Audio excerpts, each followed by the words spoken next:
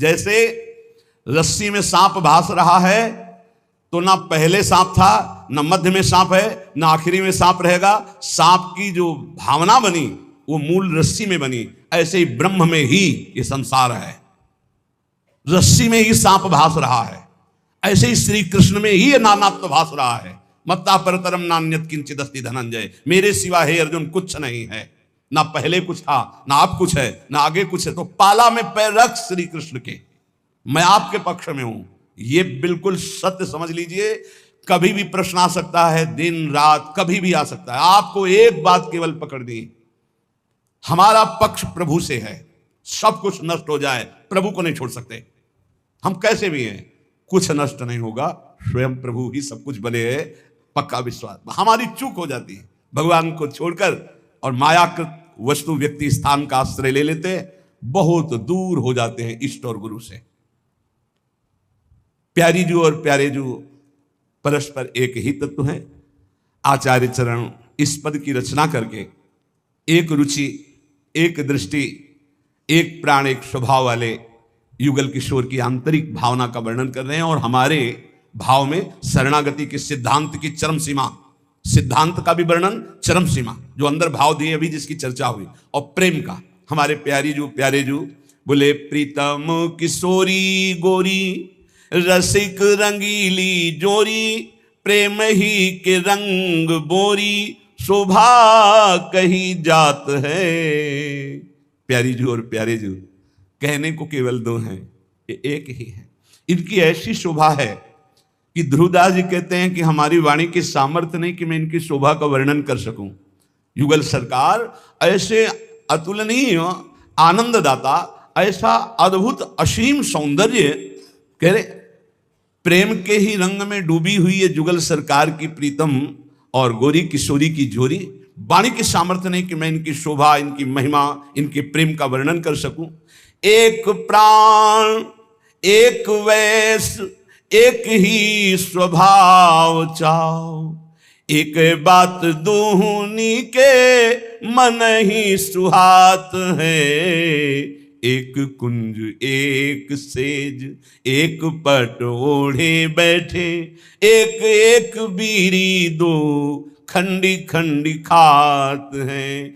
एक रस, एक प्राण, एक दृष्टि हित ध्रुव, हेरी हेरी बढ़े चौप, क्यों ना आघात है। प्रीतम किशोरी गोरी, ये रसिक रंगीली जोरी, प्रेम ही के रंग बोरी, शोभा कही जात है।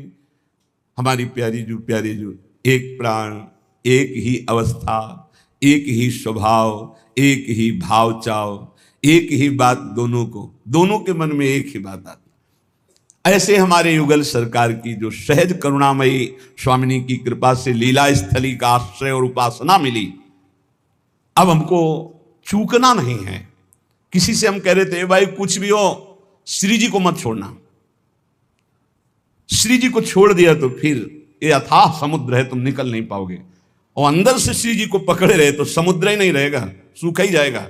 बड़ी करुणामयी श्री जी। श्रीपाद प्रबोधानंद जी महाराज कह रहे, सर्व दुख दशा घोरावरम वृंदावनेस्तु में, प्राकृता अप्राकृता शेष विभूतिरपि नान्यतः। दोनों बातें आ गई।